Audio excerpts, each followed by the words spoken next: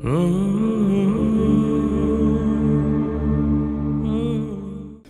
الله الرحمن الرحيم أرأيت الذي يكذب بالدين